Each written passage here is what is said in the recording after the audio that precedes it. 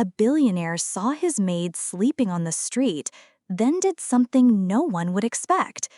She was the one who kept his world perfect, the quiet woman who polished every surface in his silent mansion.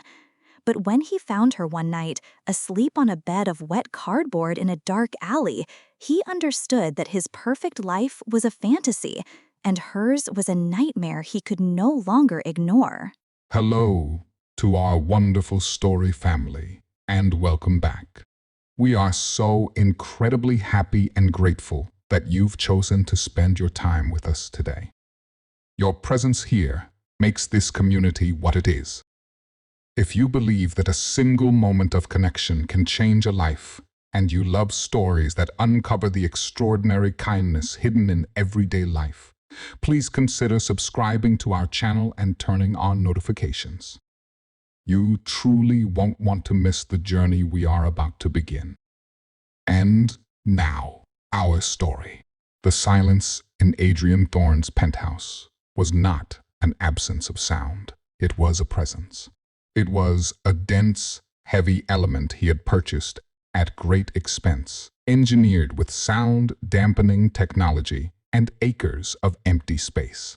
It filled the cavernous living area, clinging to the Italian leather sofas and flowing over the marble floors like an invisible tide. At 42, Adrian had curated this silence as his ultimate luxury, a fortress to protect him from a world that had taught him one brutal lesson: connection was a liability, and love was just a prelude to betrayal. He stood at the vast, floor-to-ceiling window, a tumbler of whiskey cradled in his hand. The city below was a dazzling, chaotic masterpiece of light and motion, but the triple-paned glass rendered it all a silent film. He saw the movement, the energy, the life, but he felt none of it. It was a perfect metaphor for his existence. He owned a global empire of logistics and technology, a kingdom of numbers and assets he commanded from this glass tower. Yet his own life felt hollowed out, an empty vessel echoing with the ghost of a past he refused to acknowledge. The ghost of Chloe, his ex-wife, whose beautiful smile had masked a devastating deceit that had cost him not just millions, but his faith in humanity. His days were a metronome of disciplined solitude. 5 a.m. workout with a trainer who understood that conversation was not part of his fee. 7 a.m. breakfast of black coffee and a single piece of toast laid out by a chef he hadn't seen in person in months. Then the long, silent hours in his office, a digital emperor moving markets with the cold precision of a machine. It was a life of absolute control. It was a life devoid of warmth. The only variable in his meticulously structured equation was Maya Castillo. She was his maid, a title that felt insultingly simplistic for the quiet force she was. She arrived 3 times a week, a ghost of quiet efficiency. Unlike her predecessors, who had either been nervously invisible or transparently awestruck, Maya possessed a profound and unshakable dignity. She moved through his sterile world with a focused grace, her presence a soft, human rhythm against the stark architectural lines of his home. Sometimes, he found himself watching her on the security monitors. A habit, he told himself, was for security, but knew was something else entirely. He'd watch her as she polished the lid of the grand piano, the one Chloe had insisted on buying, and he hadn't touched since she'd left. Maya's touch was different. It wasn't the perfunctory wipe of a hired hand. It was gentle, almost sorrowful, as if she were tending to a wound.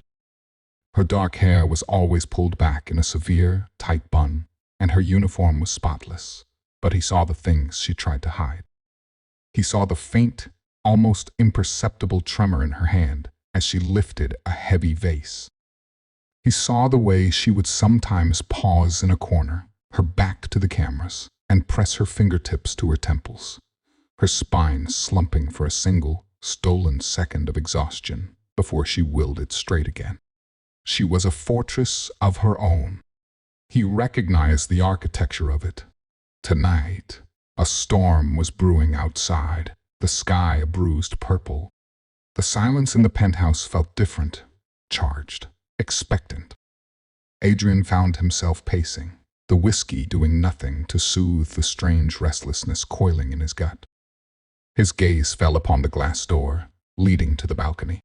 Near the handle was a single faint smudge. A fingerprint. Hers. He knew it was hers. It was a tiny, insignificant flaw in his perfect world. A human mark. He walked over and stared at it, a symbol of the life that passed through his, leaving only the faintest of traces. Where did she go when she left here?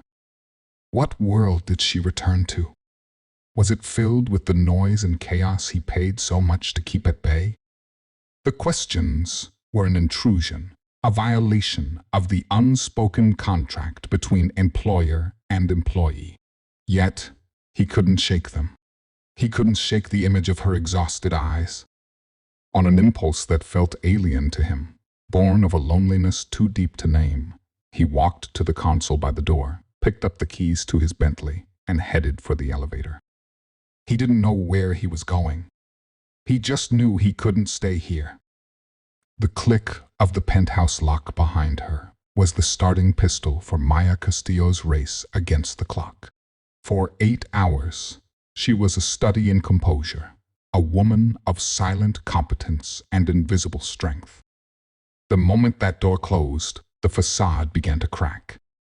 She allowed herself one moment, leaning her forehead against the cool, dark wood of the hallway wall, to let a single, shuddering breath escape her lips. It was a breath that carried the weight of 1,000 secrets. Her journey from the penthouse to the street was a descent through worlds, from the plush, silent carpets of the residential floors to the echoing marble of the lobby, and finally out into the humid, chaotic embrace of the city at dusk.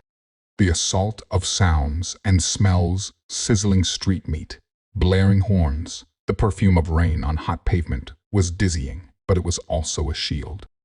Here, in the swarm of humanity, she could disappear. She wasn't Mr. Thorne's maid. She was no one, and being no one was safer than being who she really was. Every muscle in her body was a tightly coiled knot of pain. This wasn't just the ache of physical labor. It was the gnawing fatigue of a life lived on the edge. It was the exhaustion of constant vigilance, of sleeping with one eye open, of fighting a war no one else could see. The prize in that war was a wire transfer to a small town in Arizona. The prize was the health and safety of her little girl, Sophia. Sophia. The name was an anchor and a knife.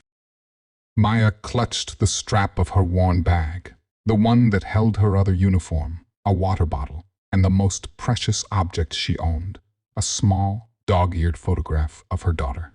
Sophia, with her gapped tooth grin and eyes that held all the wonder in the world.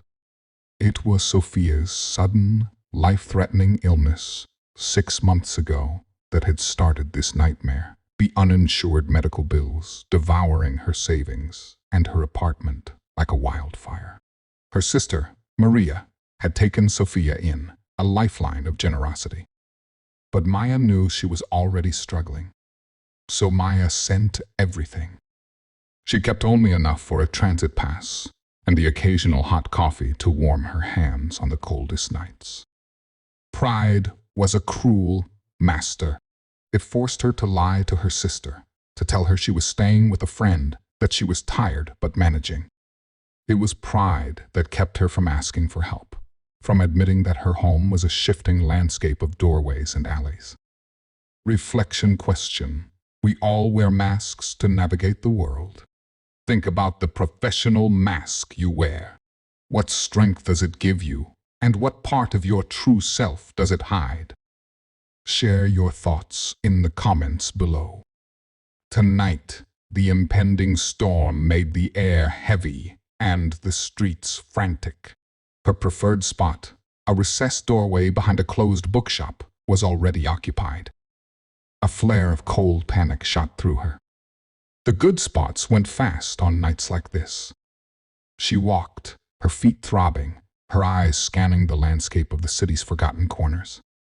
Block after block, she searched for that specific geography of desperation, sheltered, dark, and ignored. She finally found it. A dead-end service alley wedged between a darkened warehouse and a restaurant. Its kitchen vent humming and puffing out, air thick with the smell of garlic and grease. It was filthy, littered with broken pallets and reeking of stagnant water, but it was deep. It was defensible. With movements that had become a grim ritual, she pulled 2 large sheets of cardboard from behind a loose dumpster. Her bed. She laid them down, a pathetic barrier against the cold, damp concrete. Sitting down, she pulled her thin jacket tight, her body already starting to tremble. She took out the photo of Sophia, tilting it to catch the faint glow from the street. "I'm safe tonight, Mija," she whispered, her voice cracking.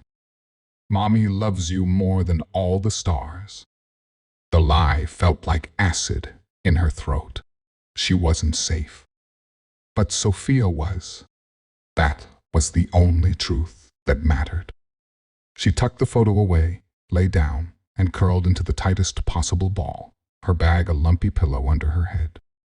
She closed her eyes, trying to force the image of a warm bed into her mind, but the cold was already seeping through the cardboard, and every distant shout made her flinch.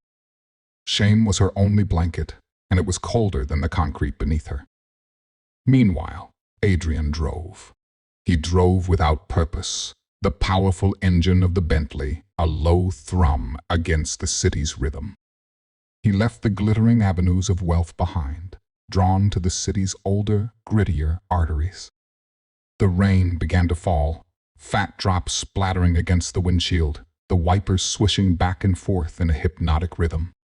He turned down a street, then another, letting instinct guide him into the labyrinth.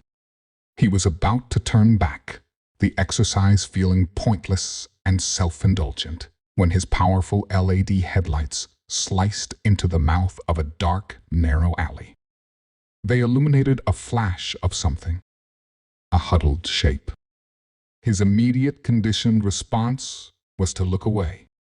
This was the city's underbelly, the suffering one learned to ignore. But as the beam swept past, one detail snagged in his brain, sharp and dissonant. A bag, a simple, worn canvas bag resting beside the figure. He'd seen that bag before. He'd seen it this afternoon, sitting on the floor of his kitchen. His blood went cold. "No," he breathed, the sound loud in the car's quiet interior. It was impossible. A coincidence. His mind, frayed by restlessness, was playing tricks on him. But he slowed the car, a knot of dread tightening in his stomach. He stopped. The engine idled, a soft, mechanical heartbeat in the oppressive quiet. He had to know. He had to prove himself wrong. He pushed the heavy car door open and stepped into the rain, the cold drops instantly soaking his $1,000 jacket. He didn't even notice. He walked toward the alley, each step heavy, his gaze fixed on the shadows. The figure didn't stir. As he drew closer, the light from a distant street lamp cast a weak, watery glow on a face turned away from him, partially hidden by a curtain of dark hair. But he recognized the curve of her cheek. He recognized the profound, bone-deep stillness of her exhaustion. It was her. It was Maya. And the world as he knew it, the safe, silent, controlled world he had built, simply ceased to exist. The rain fell harder, a steady, chilling curtain that plastered Adrian's shirt to his skin and turned the grimy alley floor into a slick, reflective surface. The world seemed to narrow to this single, impossible tableau. The gleaming multi-million-dollar perfection of his car idling on the street, and the heartbreaking reality of his maid, Maya, curled on a piece of wet cardboard. The two images didn't just coexist, they collided, creating a cognitive dissonance so profound it left him breathless. He stood frozen at the mouth of the alley, the rain dripping from his hair into his eyes.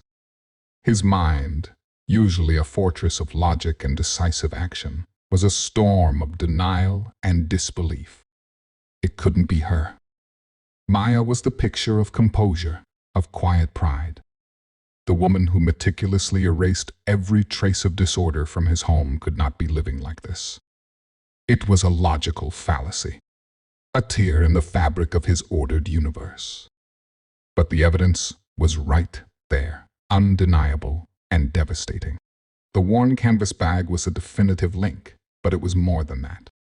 It was the slope of her shoulder, the way, even in sleep, her body seemed braced against a world that offered no comfort. He had seen that same tension in her posture when she thought no one was watching her in his home. He took a step forward, his expensive leather shoe sinking into a puddle with a soft splash. The sound was an intrusion, a desecration of the scene's grim silence. He moved closer, his heart a heavy, painful drum against his ribs. He could see her face more clearly now. The mask of professional neutrality she wore in his penthouse was gone. In its place was a raw, unguarded vulnerability. Her brow was furrowed, her lips slightly parted. The faint lines of worry at the corners of her eyes, usually hidden by her focus, were etched deep into her skin by exhaustion. She looked younger. She looked terrified, even in sleep. A wave of something hot and unfamiliar washed over him. It wasn't pity. Pity was a detached, superior emotion he felt for statistics on a charity report. This was something visceral, something that felt like a punch to his own gut. It was a nauseating cocktail of shock, shame, and a bewildering sense of responsibility. This woman, who brought order and a strange, quiet light to his empty home, was sleeping in the filth and the rain. He crouched down, the cold from the wet concrete seeping through the knee of his trousers. The rain was running in rivulets down her cheek, mingling with what looked like the dried tracks of tears. Her hand was tucked beneath her cheek, and her fingers were blue with cold. "Maya," he whispered. His own voice was a stranger to him, rough and uncertain. She didn't stir.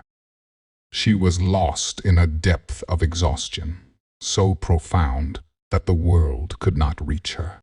He reached out a hand, then hesitated, his fingers hovering inches from her shoulder. What was he doing? What was the protocol for this? There was no protocol. His life was a series of protocols, of predefined actions for predictable outcomes. This was chaos. This was human misery, raw and unscripted. He thought of the smudge on his window, the small human mark. He had stared at it, an abstract curiosity. Now, the person who made it was here in front of him. She was cold and wet and terribly, terrifyingly real. His fear of connection, the high walls he had built around his heart after Chloe's betrayal, had always been about protecting himself. He saw emotional entanglement as a weakness, a vulnerability to be exploited. He had used his wealth to create distance, to ensure no one could ever get close enough to hurt him again. But as he looked at Maya, he felt a different kind of fear. It was the fear that his detachment, his willful ignorance, had made him complicit in this suffering. He paid her well better than the standard rate. He had assumed that was enough. He had never once considered the reality of her life beyond the hours she spent in his home. The thought was a shard of ice in his chest. "Maya," he said again, his voice a little louder, a little more firm. He gently touched her shoulder. Her reaction was instantaneous and violent. She didn't wake up slowly. She exploded into consciousness, a gasp tearing from her throat as her eyes flew open. For a split second, they were wide with the unfocused terror of someone ripped from a nightmare. Then they focused on him, on his face, on Adrian Thorne, her billionaire employer, crouching over her in a dark, wet alley. Recognition dawned, and with it came a wave of pure, unadulterated horror. It was a physical transformation. Color drained from her face, leaving her skin a pasty, translucent gray. Her body went rigid, coiling in on itself, as if to ward off a physical blow. The vulnerability he had just witnessed was gone, slammed behind a door of utter mortification. "Mr. Thorne?" she whispered, the name a puff of disbelief. Her voice was a dry, raspy croak. She scrambled backward, pushing herself away from him, the wet cardboard tearing under her frantic movements. She tried to get to her feet, but her limbs were stiff with cold and sleep. She stumbled, catching herself against the grimy brick wall. "What? What are you doing here?" she stammered, her eyes darting around as if searching for an escape route from this waking nightmare. She was pulling at her jacket, trying to straighten her soaked clothes, trying to reclaim a shred of the dignity that had just been stolen from her. The sight of her shame was 1,000 times more painful to witness than the sight of her sleeping. Her pride, the very thing he had silently admired in her, was now the instrument of her torture. "I was driving," Adrian said, his own explanation sounding feeble and absurd even to him. He stood up, feeling towering and conspicuous. He was a symbol of everything that was wrong with this moment of power, of wealth, of the world she was so desperately trying to survive in.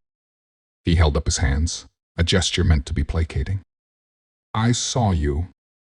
I was worried." "Worried?" Her laugh was a sharp, brittle sound that broke in the middle. "You don't need to be worried about me, sir. I'm fine." The lie was so blatant, so defiant, it was almost heroic. She stood there, shivering in the rain, her hair plastered to her face, surrounded by filth, and declared that she was fine. "Maya, you're sleeping on the street," he stated, the words blunt and heavy. He instantly regretted them. He wasn't trying to humiliate her, but to break through the wall of her denial. Her chin shot up, and a fire he had never seen before ignited in her dark eyes. It was the fire of a cornered animal.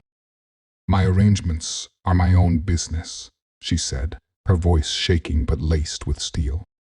"They have nothing to do with you or my job. I was just resting. I am on my way home now." She grabbed her canvas bag, her movements jerky and uncoordinated. She was trying to project an air of normalcy, of a person simply on their way somewhere. But the entire scene was a screaming testament to the contrary. This moment, this discovery, had stripped her bare. He had seen behind the curtain, and the shame of that exposure was radiating from her in palpable waves. He saw it then.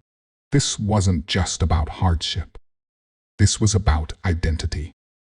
In his home, she was Maya Castillo, a professional, competent, in control. Here, in this alley, in his eyes, she was a homeless person, a charity case, a victim, and her entire being was recoiling from that label. The central event wasn't just him finding her. It was her being found. And in that moment, in the cold, driving rain, two worlds didn't just touch. One shattered against the other, and the emotional fallout was just beginning. He couldn't walk away. He couldn't get back in his car and pretend this hadn't happened. The image of her sleeping face, the sound of her broken, prideful voice, they had already imprinted themselves onto his soul. He had done something no one would expect. He had stumbled into someone else's life. And now, he had no idea what to do next. The space between them crackled with shame and disbelief. Maya stood pressed against the cold, wet brick, her body a taut wire of defiance. Adrian, a man accustomed to controlling every variable in his environment, found himself utterly adrift in the raw, unpredictable currents of her humiliation. His mind defaulted to its factory settings. Solve the problem. Erase the discomfort. He took a step forward, pulling his wallet from the inside pocket of his soaked jacket. The leather was dark and damp. "Look," he began, his voice taking on the clipped, efficient tone he used with his board of directors. "This is an unfortunate situation. Let me get you a room for the night, for the week, whatever you need. A good hotel. You can get warm, get dry." He flipped it open, his fingers going for the credit card, then stopping, realizing the absurdity. He switched tactics. "Here." He pulled out all the cash he had, several $100s. "Take this. No questions asked. We can forget this ever happened." It was the worst possible thing he could have said. Maya stared at the money in his hand, as if he were holding a venomous snake. The flicker of fire in her eyes erupted into a full-blown inferno. "Forget this happened?" she echoed, her voice dangerously low. "You think this is something a handful of cash can erase? You think you can just buy my dignity back for me?" "That's not what I'm saying," he said quickly, feeling the ground crumble beneath him. "It's exactly what you're saying." She shot back, taking a shaky step away from the wall, her energy fueled by pure rage. "You see something unpleasant, something that doesn't fit into your perfect, polished world, and you throw money at it to make it disappear. I am not a problem to be solved, Mr. Thorne. I am a person." Her words hit him with the force of a physical blow. He was so used to transactions, to seeing the world as a series of assets and liabilities, that he hadn't even realized he was treating her the same way. He was trying to purchase his own comfort, to pay to have the unsettling image of her suffering removed from his conscience. "Maya, I apologize. That was clumsy," he admitted, stuffing the wallet back into his pocket. "I just want to help. I don't want your help," she cried, the words tearing from her throat. "I don't want your pity. I was fine before you came here. I will be fine after you leave." She turned and started to walk, her stride stiff and determined, out of the alley and into the rain-swept street. Her intention was clear. She would rather walk into the storm, into the cold, into the vast and dangerous night, than stand in his presence for one more second. "Maya, wait," he called after her. "Where are you going?" "Home," she yelled back over her shoulder, a desperate, heartbreaking lie. He started to follow her, but at that exact moment, the sky opened up. The steady rain transformed into a violent, blinding downpour. A deafening crack of thunder exploded directly overhead, and the world was bleached white for a second by a flash of lightning. The storm wasn't just a storm anymore. It was a furious, elemental assault. Maya flinched, her determined stride faltering. The rain came down in sheets, soaking her to the bone in an instant, plastering her thin clothes to her body. She was completely exposed, a small, fragile figure against the tempest's rage. Adrian's perspective shifted. This was no longer about pride or pity. This was about basic, irrefutable survival. He ran back to the Bentley, wrenched the passenger door open, and shouted over the roar of the storm, "Get in the car!" She kept walking, hunched over, her head down. "Maya, stop this," he yelled, his voice raw with a desperation that surprised him. "This is madness. You can't stay out in this. Get in the car, now." His plea had changed. It was no longer an offer of charity. It was a command born of genuine alarm. She stopped, her back to him, her shoulders heaving. She was caught between the humiliation of accepting his help and the sheer impossibility of refusing it. The wind howled, whipping her hair across her face. The rain was a relentless, punishing force. For a long, agonizing moment, she remained frozen. Then, in a gesture of profound defeat, her shoulders slumped. Slowly, like a person walking to their own execution, she turned and trudged toward the open car door. She didn't look at him. She couldn't. Her eyes were fixed on the ground, as if tracing the path of her own surrender. She slid into the passenger seat, bringing the smell of rain and wet wool and the city's grime with her. She huddled against the door, trying to make herself as small as possible, as if to minimize her contamination of the pristine, cream-colored leather. The contrast was brutal. Her soaked, shivering form against the obscene luxury of the car's interior. Adrian shut the door, plunging them into a sudden, shocking silence. The roar of the storm was instantly muted to a distant, percussive drumming on the roof. The world outside, with its chaos and its cold, was gone. They were encased in a bubble of warm, dry, leather-scented air. A luxurious prison. He walked around the car, the rain plastering his own clothes to him, and got back into the driver's seat. He sat there for a moment, his hands gripping the steering wheel. The silence in the car was heavier, more charged than the silence in his penthouse had ever been. It was thick with everything that had just happened and everything that was still unsaid. The only sounds were the soft hum of the engine, the rhythmic swoosh thump of the windshield wipers, and the quiet, ragged sound of Maya's breathing. Her teeth were chattering softly. He reached over and turned the heat up, directing the vents toward her. She flinched at his movement but didn't say anything.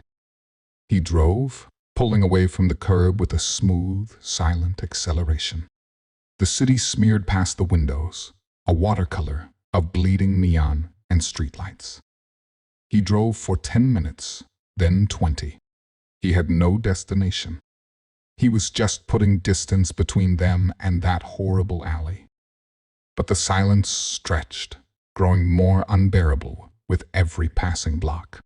He had to break it. "Where am I taking you?" he asked, his voice quiet.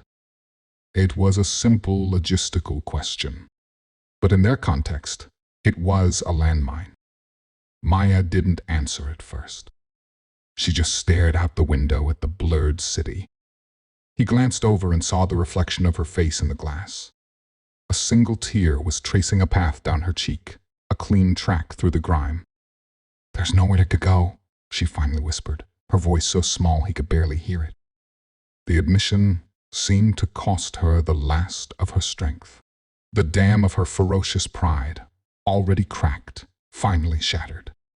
A sob escaped her, a choked, painful sound she tried to stifle with the back of her hand. Then another. Soon she was weeping, not loudly, but with the deep, silent, body-racking tremors of someone who had held it in for far, far too long. Adrian felt a helpless pang in his chest.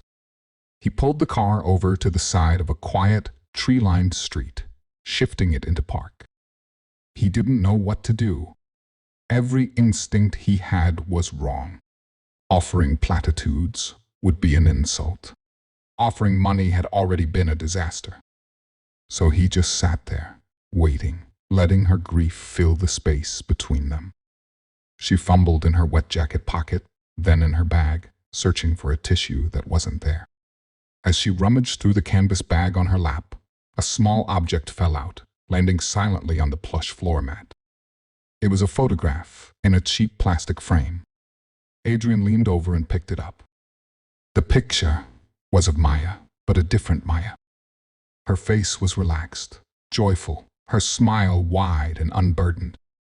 Her arm was wrapped around a little girl of about 7 or 8, who was grinning a gapped-toothed grin at the camera. They were in a park, bathed in brilliant sunshine. It was a picture of a different life, a life before. He looked from the photo to the weeping woman beside him, and suddenly the pieces clicked into place. This wasn't a story of poor choices or bad luck. This was a story of sacrifice. "Who is this?"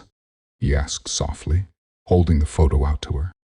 She took it, her trembling fingers stroking the face of the little girl. "That's Sophia," she breathed. "My daughter." The name hung in the air, imbued with a universe of love and pain. "She's beautiful," Adrian said, and he meant it. That simple, sincere compliment seemed to be the key. Maya looked at him, her eyes red-rimmed and raw, and the story, the real story, began to pour out of her. It wasn't a neat, linear narrative, but a torrent of fragmented memories and desperate confessions, punctuated by sobs. "She got sick," Maya began, her voice thick. "Last year, her appendix. It was bad. An emergency. Then there were infection. She was in the hospital for weeks." She squeezed her eyes shut. "We didn't have insurance. I had it, but I just changed jobs. There was a waiting period. It was a stupid technical thing. But the bills..." She trailed off, shaking her head as if the number was too monstrous to even say aloud. "I had savings. I had a little apartment.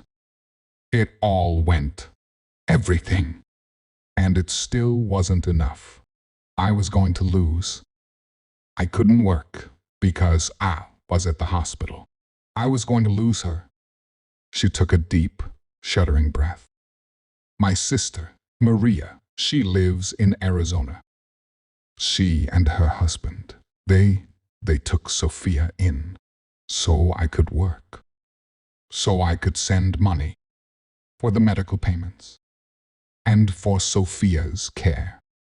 Every penny, I send it to them for her food, her clothes, her school, so she can have a normal life, so she doesn't feel any of this." Now her desperation made sense. Her pride, it wasn't for herself. It was for her daughter. It was a shield to protect Sophia from the shrapnel of her mother's shattered life. "She thinks I'm staying with a friend," Maya whispered, shame lacing her voice. "She thinks I have a room. I talk to her on the phone every night. I have to sound happy. I have to sound okay. I can't let her know. It would break her heart." Adrian listened, his own heart aching with a feeling he couldn't name. The sheer, savage force of her love for her child was humbling. It made his own problems, his self-imposed isolation, and his carefully nursed grudges feel petty and insignificant. He thought of Chloe. He had built his walls because of a betrayal that was, at its core, about money and selfishness. Maya was living in a hell on earth, and she was doing it out of a love so pure and selfless it was almost holy.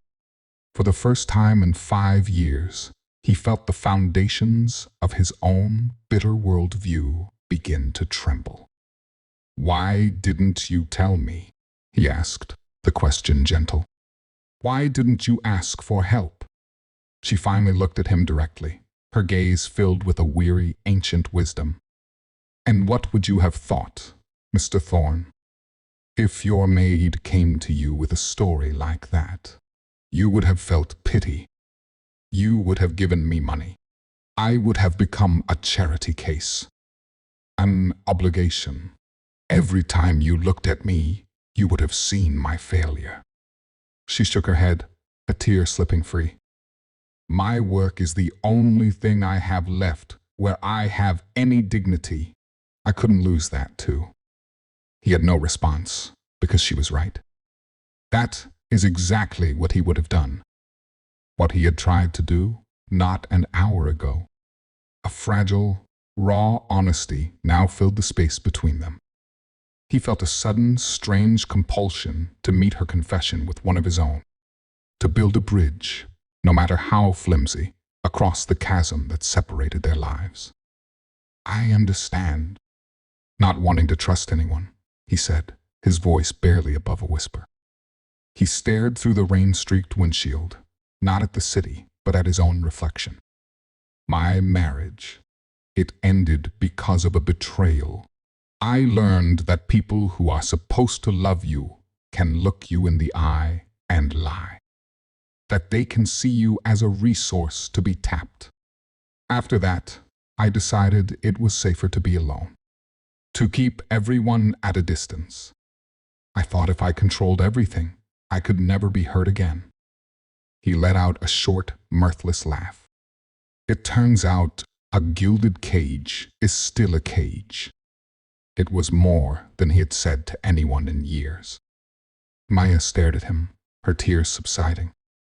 For the first time, she wasn't looking at Mr. Thorne, the billionaire, her employer. She was seeing a man, a lonely, wounded man. In the warm, silent cocoon of the Bentley, surrounded by the storm, two people from impossibly different worlds had accidentally shown each other their scars. The discovery in the alley had been a moment of violent, shameful exposure. This moment, here, in the quiet intimacy of the car, was something else entirely. It was an unveiling, and with it, the possibility of a connection neither of them could have ever imagined. He still didn't know where he was taking her, but he knew he could not take her back to the street.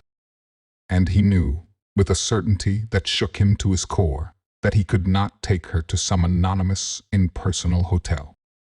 The transactional solution was no longer an option. The problem was no longer a problem. It was a person, and she was sitting right beside him. Adrian drove through the now subsiding rain, the city a dark, sleeping giant around them. The raw confessions in the car had changed the air between them, replacing the friction of shame and pity with the delicate, fragile atmosphere of shared vulnerability. He didn't drive back toward the glittering spire of his penthouse. Instead, he navigated to a quieter, older part of the city, pulling into the private driveway of a sprawling stone mansion he hadn't set foot in for over 5 years. It was his family home, the house he had grown up in, filled with the ghosts of his parents and a life before the cold calculus of his fortune had taken over. It had been maintained by a small, discreet staff, but he never visited. The memories were too complicated. "Where are we?" Maya asked, her voice soft, as he keyed in the code to open the wrought iron gates. "A place with too many rooms," was all he said.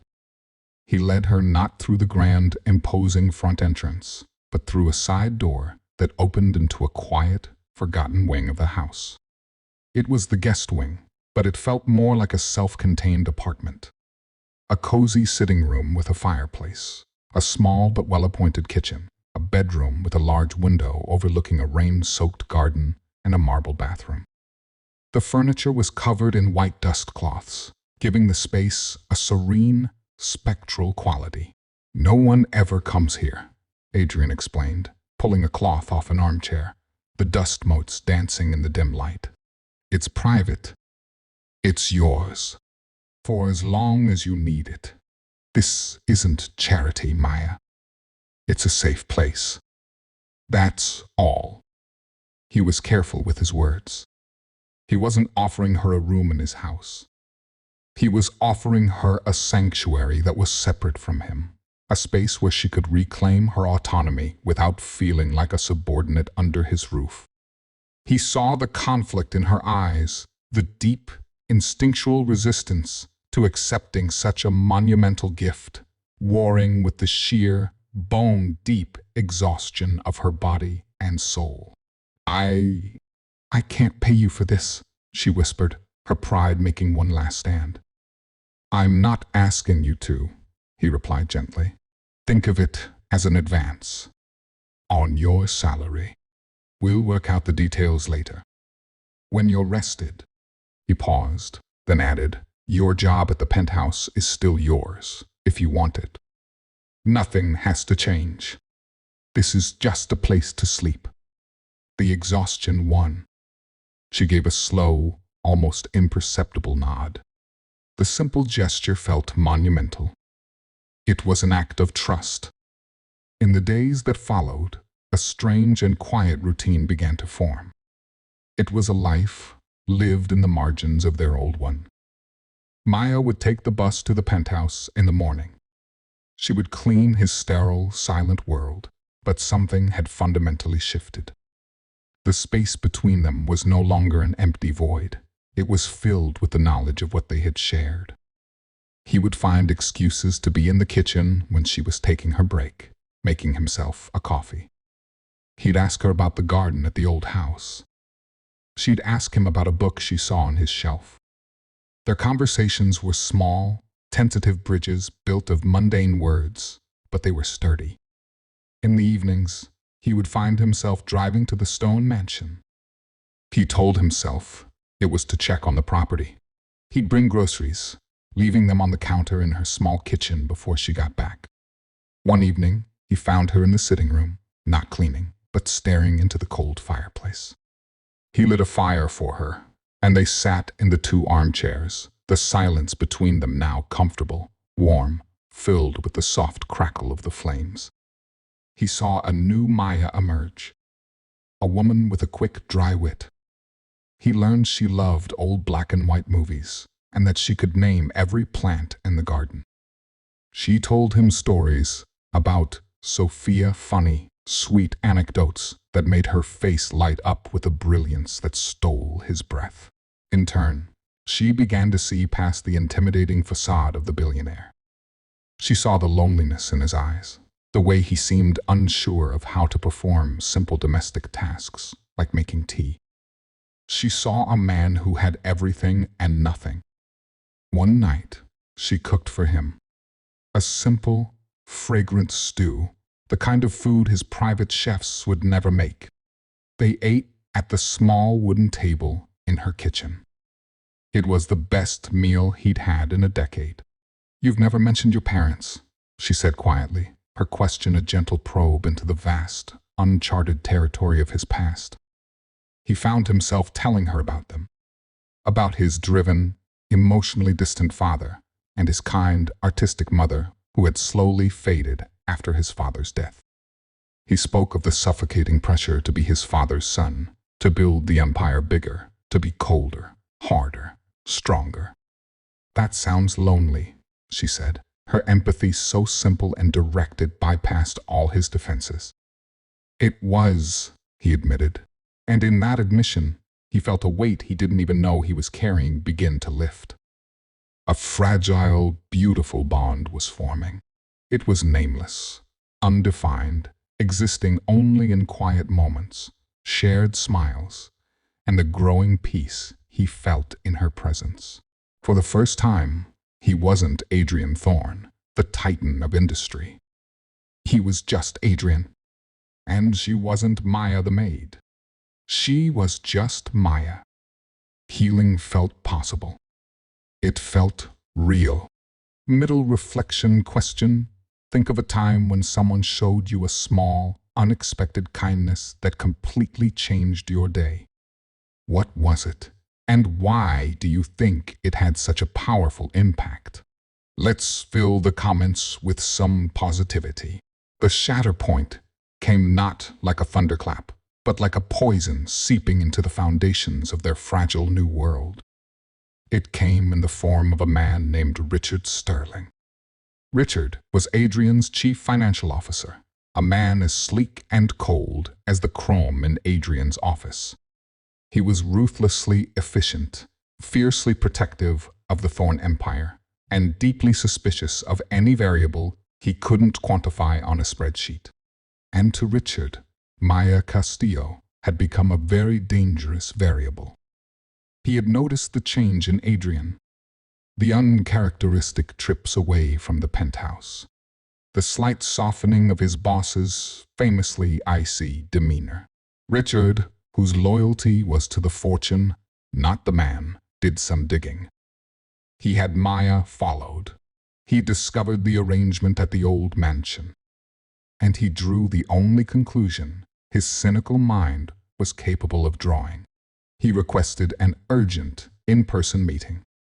He found Adrian in his home office, staring out the window, a faint, uncharacteristic smile on his face. "We have a problem, Adrian," Richard began, dispensing with pleasantries. He laid a folder on the desk. It contained photos. Photos of Maya entering the mansion. Photos of Adrian's car there, late at night. "This is not a problem, Richard," Adrian said, his voice cold. "This is a private matter." "She's playing you," Richard said, his tone flat and certain. "It's the oldest trick in the book. The sob story. The damsel in distress. She sees a lonely man with deep pockets. I've run a background check. A mountain of medical debt. A kid living out of state. It's the perfect narrative. She's positioning herself for a massive payday. A settlement. A lawsuit. Or worse." Every word was a perfectly aimed dart, striking the oldest, most tender of Adrian's wounds. A lonely man with deep pockets. Playing you. The oldest trick in the book. It was the ghost of Chloe, whispering in his ear. The memory of her betrayal, of discovering she had been systematically embezzling from him for years, all while professing her undying love, rose up like bile in his throat. The walls he had so carefully begun to dismantle started to reconstruct themselves, brick by agonizing brick. "You don't know what you're talking about," Adrian said, but his voice lacked conviction.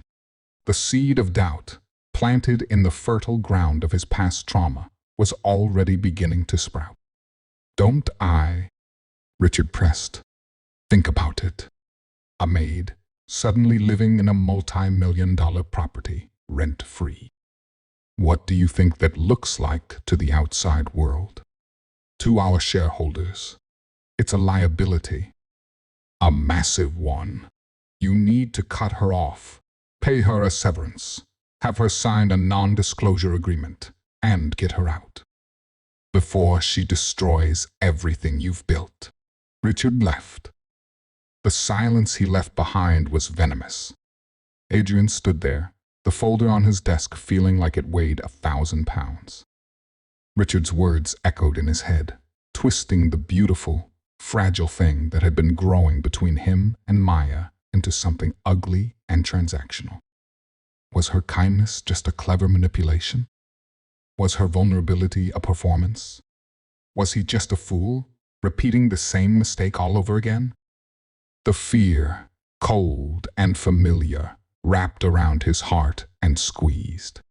That evening, he went to the mansion. Maya opened the door with a warm smile that faltered when she saw his face. His expression was a mask of cold stone she hadn't seen since that first night in the alley. "What's wrong?" she asked, her hand going to her chest. He walked past her into the sitting room. It was warm, a fire already lit. The scene of their quiet bonding now felt like a stage set for a play he had been too naive to understand. "My CFO had an interesting theory today," he began, his voice devoid of all warmth. "He thinks you're playing a very smart game." Maya stared at him, confused. "A game? What are you talking about?" "The helpless woman with the sick child," he said, the words tasting like ash in his mouth. He wasn't accusing her, not yet. He was testing her. He was voicing the poison inside him, desperate for her to provide the antidote. The incredible coincidence of being found by a billionaire. The slow, careful building of trust. He thinks it's all a setup. That you're looking for a payday. He watched her face, searching for a flicker of deceit, a sign that Richard was right. he saw something break. It wasn't a flicker of guilt. It was the shattering of a heart. Her face crumpled, not in tears this time, but in raw, visceral pain. The light in her eyes went out, extinguished. "A payday?" she whispered, the words hollow. She looked around the beautiful, warm room he had given her, but she saw it now through his eyes. A cage. A trap. A bribe. After everything.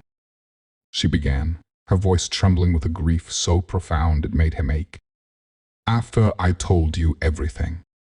You think? You could even for a second think that this was all a lie? I didn't say I thought that, he said, but it was a weak defense. The fact that he was even asking the question was the betrayal. You didn't have to, she said, a new, terrible strength entering her voice. It was the strength of absolute disillusionment. I told you this would happen. I told you what you would see when you looked at me. A charity case. A problem. And now a gold digger. She laughed, a single broken sound. I was so stupid. I actually started to believe. I thought you saw me. She started moving, her actions sharp, decisive. She went into the bedroom and came out with her worn canvas bag. She walked to the kitchen counter and took out her wallet, pulling out the few dollars she had. She threw them on the table. This is for the food I ate, she said, her voice flat and dead. I'll send you the rest. I'll pay you back for every second I spent in this house. I will owe you nothing. Maya, stop, he pleaded, the fog of his fear finally starting to clear as he witnessed the devastation he was causing. That's not what I want. What you want doesn't matter anymore, she said, turning to face him at the door. Her eyes were empty of tears, empty of warmth, empty of everything but a deep, sorrowful pride. I would rather sleep on a bed of nails in the coldest alley in this city than spend one more night under the roof of a man who believes my love for my daughter is a negotiating tactic. And with that, she opened the door and walked out into the night, leaving him alone in the crushing silence of the beautiful, warm room that was now colder and emptier than his penthouse had ever been. He stood there, frozen, the echo of the closing door a final, damning judgment. The choice had been presented to him, trust or fear, the fragile bond with Maya or the familiar prison of his past trauma. And he had chosen wrong. He sank into an armchair, the firelight flickering on his face. He was alone again, utterly and completely alone. The silence he had once craved was now a roaring accusation. He had been given a second chance at feeling something real, and he had destroyed it. The question now was no longer about her intentions. It was about his. Would he let her walk away, proving his worst fears about himself to be true? Or would he fight? Would he choose the terrifying, uncertain path of vulnerability over the safe, dead-end road of his pride? Miles away, Maya walked through the dark streets, tears streaming down her face, the cold of the night air a pale imitation of the ice in her heart. She had let herself believe. She had let herself be vulnerable. And she had been punished for it. Her choice was simpler, but no less painful. She could let this final betrayal harden her forever, confirming that kindness was a myth and trust was for fools. Or she could hold on to the memory of those quiet, firelit nights and wonder, despite the pain, if the connection she felt had been real, even if he couldn't see it. The city was vast. The night was dark. And two people, now separated by a chasm of misunderstanding and fear, were faced with the most important decision of their lives. The hours after Maya left were the longest of Adrian's life.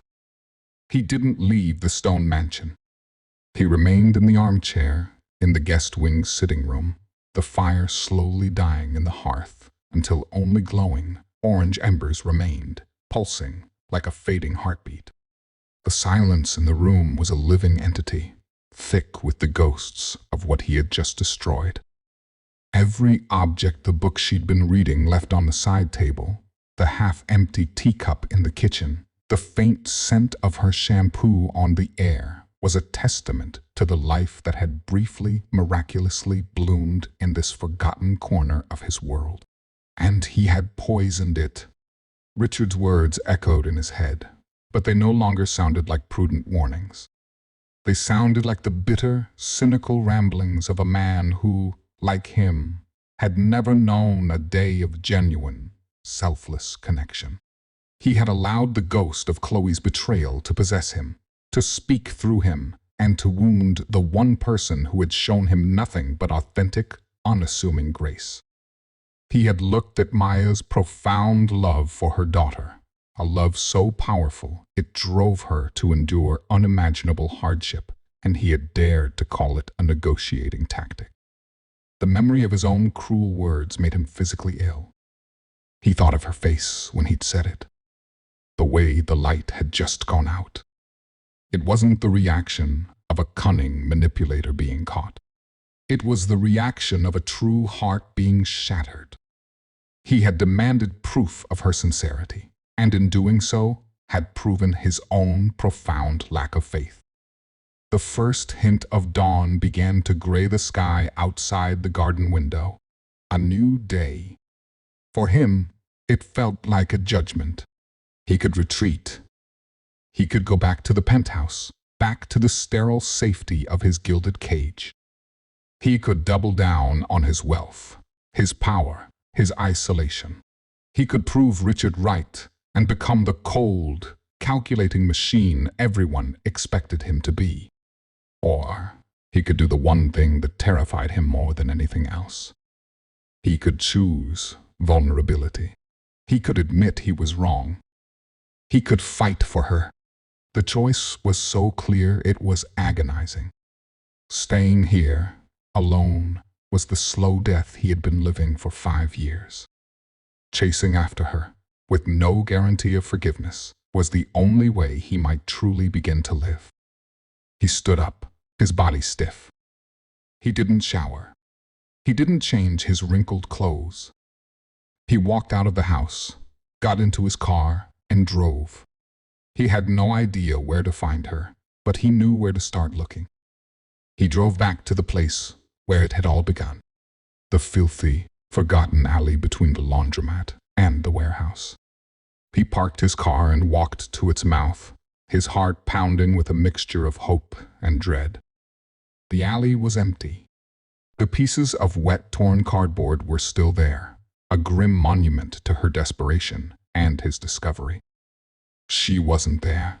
A part of him, the cynical, fearful part, whispered that this was for the best, that she was gone, that he should let it go. He ignored it. He began to search. He drove through the city's veins as the sun rose, a methodical, desperate grid search of the downtown core. He scanned every park bench, every bus shelter, every recessed doorway. He was looking for one small, proud figure, a woman who knew how to disappear. Hours passed. The city awoke, the streets filling with the morning rush of people on their way to work, to lives, to homes.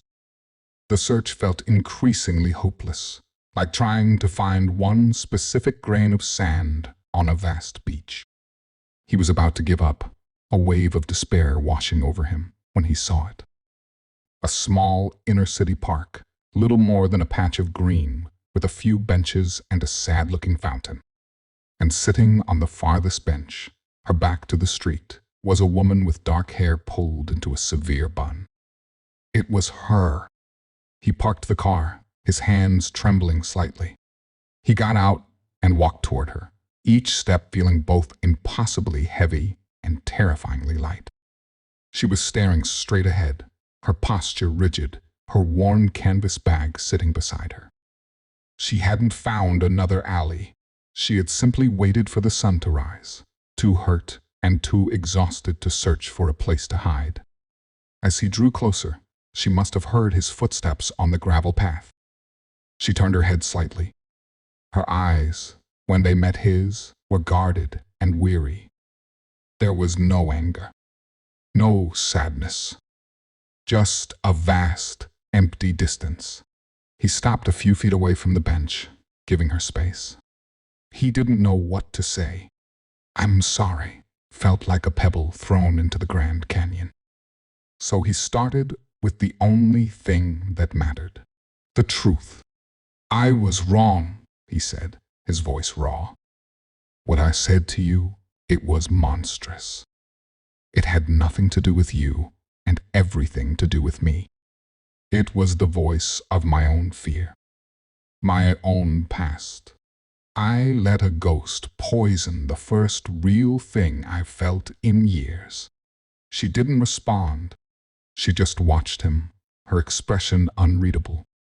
He took a step closer. "When my wife left," he continued, "the confession costing him dearly. She didn't just take my money. She took my ability to trust. I built a fortress around myself, and I thought I was safe. But I was just a prisoner. And then I met you. And you didn't try to break down the walls. You just showed me there was a world outside of them. A world with warmth and kindness and a love so fierce. It makes my entire empire look like a pile of dust." He gestured around him at the waking city. "I spent all night in that house, in the silence.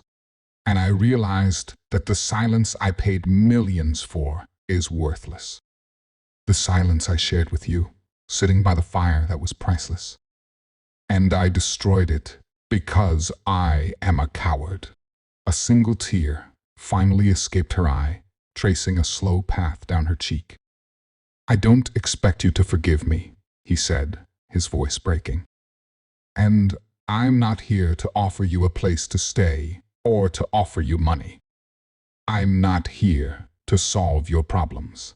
I'm here to ask you to let me be a part of your life. Not as your boss, not as your benefactor, but as a man who sees you, Maya. All of you.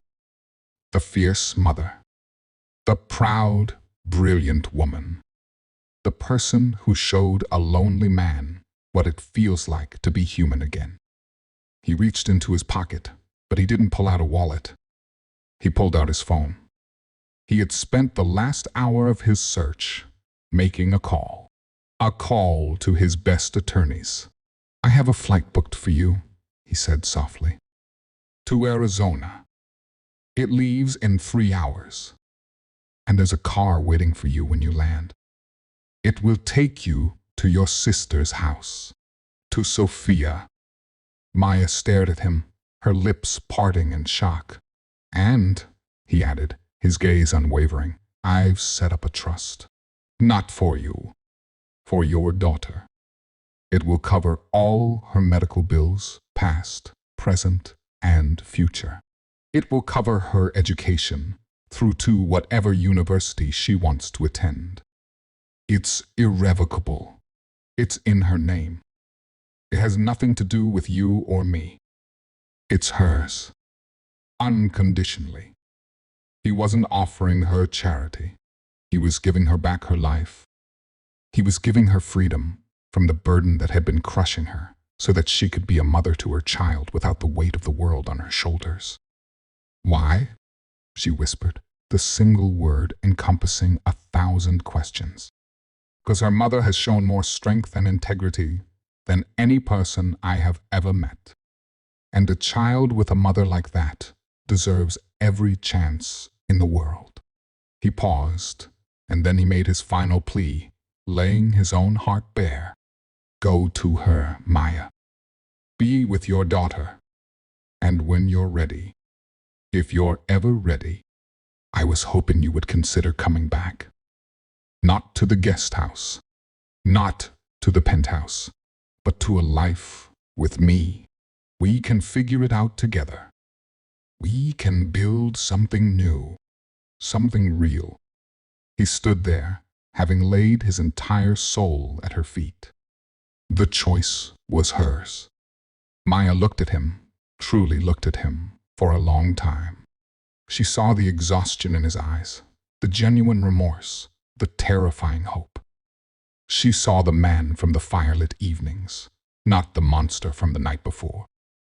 He hadn't just apologized. He had understood.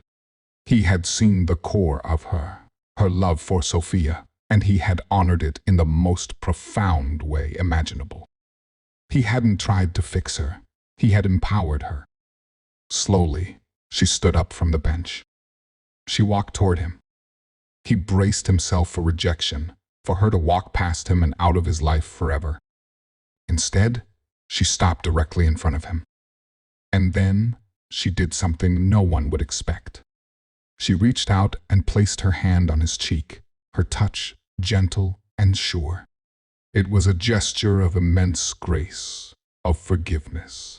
"Adrian," she said, saying his first name for the first time with a right to it. "I think I would like that very much." A smile, real and radiant, broke through the clouds on his face.